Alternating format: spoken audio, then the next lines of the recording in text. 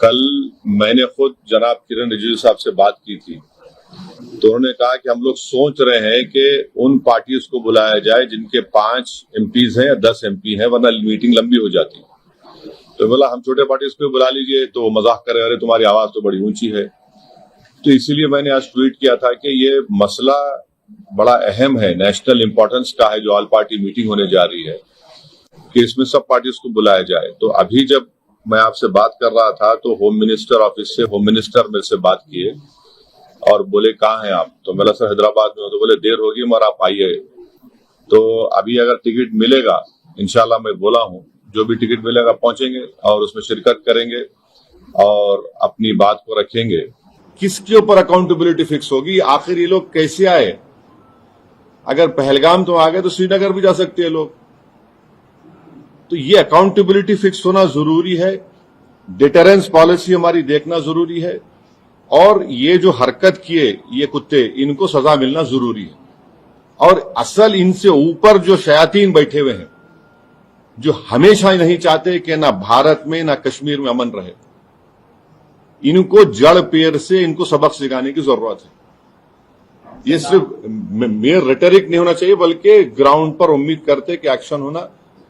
اور میں on record کہہ رہا ہوں کہ ہوم منسٹر جو جا کر ملے وکٹم فیملی سے اچھا کیے، وہ آسان کام نہیں تھا مگر اچھا کیے. مگر ان وکٹمز کو یہ نہیں ہے کہ ہم بھول جائیں تھوڑے دن کے بعد.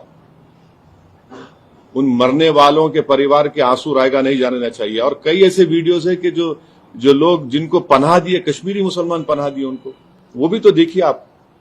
جو یہاں بولا ہوں یہ بولوں گا، اور جو وہاں بولوں گا وہ باہر آ کے نہیں بولوں گا. ہلو جی سر، جی سر، جی سر، جی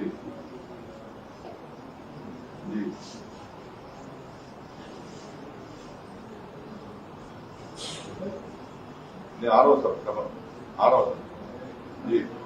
تیزی کا ایک بہت بڑا اخبار ہے ٹائمز آف انڈیا. میں سمجھ نہیں پا رہا ہوں کہ انہوں نے اس طرح کی ہیڈ لائن کیسے کیری کی کہ کلمہ سیو دیم. آپ اس طرح کی ہیڈ لائن کیسے لگاتے بتائیے؟ آپ تو پورے مسلمانوں کو ہی آپ دوشی قرار دے رہے ہیں. بھائی وہ آتنکوادیوں کا کوئی مذہب نہیں ہوتا، وہ دہشت گرد ہیں. وہ تو آئیسس کی آئیڈیالوجی پہ چلنے والے کتے ہیں یہ لوگ.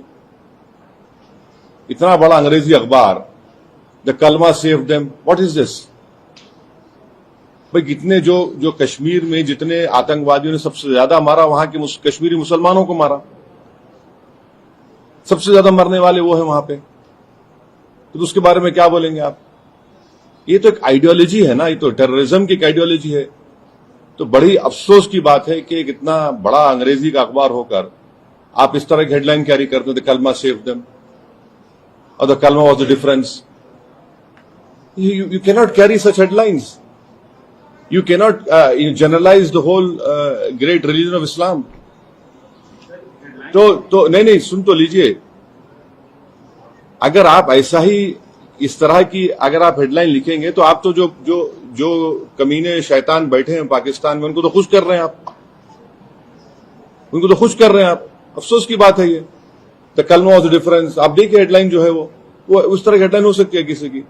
اور آخری بات یہ ہے کہ کل شام میں 6:30 بجے تلنگانہ کے چیف منسٹر ایک all party candle light march نیکلس کیا ہے وہ پیپلز پلازا کے پاس کرنے والے ہیں.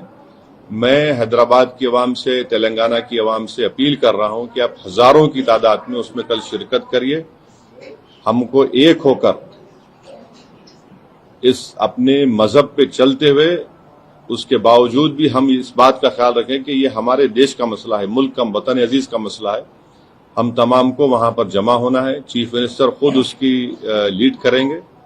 ہماری پارٹی بھی، ہمارے پارٹی کے MLAs بھی، جتنے ہمارے ممبرز ہیں، بلکہ جتنے جو ٹیررزم کے خلاف ہیں اور جو اس ملک سے محبت کرنے والے ہیں، میں ان سے امید کرتا ہوں کہ وہ ہزاروں نہیں لاکھوں کی تعداد میں وہاں پر جمع ہوں.